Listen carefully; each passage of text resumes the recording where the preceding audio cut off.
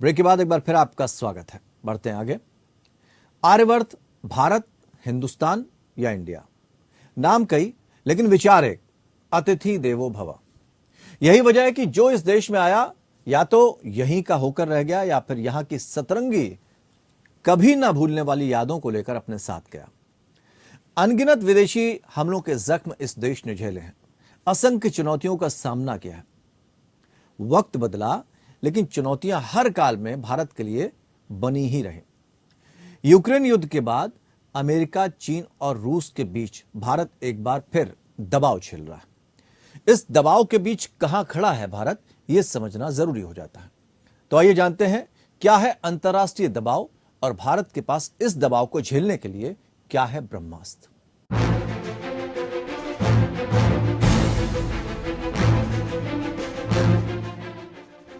इतिहास से सबक लेते हुए भारत अब कूटनीतिक रूप से मजबूत हो चला है। यही वजह है कि अंतर्राष्ट्रीय मामलों में द्विपक्षीय संबंधों और निजी हितों का अब वो ध्यान रखने लगा है।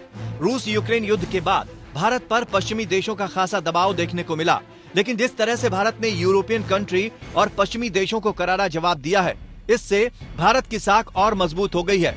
भारत ने यूरोपियन पॉलिसी को लेकर जो जवाब दिया, उससे कोई भी अछूता नहीं है। Somewhere Europe has to grow out of the mindset that Europe's problems are the world's problems, but the world's problems are not Europe's problems.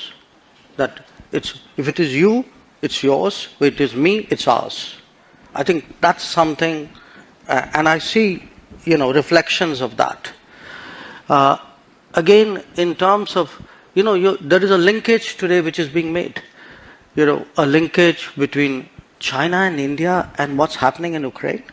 So come on guys, China and India happened way before anything happened in Ukraine. इसके साथ ही पश्चिमी देशों के साथ संबंधों को लेकर जब सवाल पूछा गया तो भारत के विदेश मंत्री ने बेबाकी से अपनी बात रखी। For someone to say I'm doing this because it is for counter-terrorism, when you are talking of an aircraft like the capability of the F-16, everybody knows, where they are deployed and what is the use and what is their capability.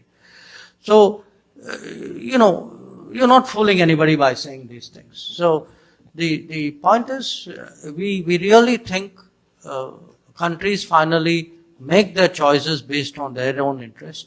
And I would make a case if I were to speak to a American policymaker. I would really make a case saying, look, what you are doing, forget about us for a moment. It's actually not good for you. Bharat अब अंतर्राष्ट्रीय मामलों में द्विपक्षीय संबंधों और निजी हितों का अधिक ध्यान रखने लगा है। रूस यूक्रेन युद्ध के बाद ये साफ तौर पर दिखा। पश्चिमी देशों के दबाव में न आते हुए भारत ने रूस से अपने दोस्ताना संबंध कायम रखे और उससे कच्चा तेल भी खरीदा। ये भारत की परंपरागत गुट निरपेक्षता की नीति से बहुत अलग है। इस बार भारत अंतर्राष्ट्रीय मामलों में निजी हितों को प्राथमिकता दे रहा है। रूस और अमेरिका से समान रूप से द्विपक्षीय संबंध कायम रखे हैं।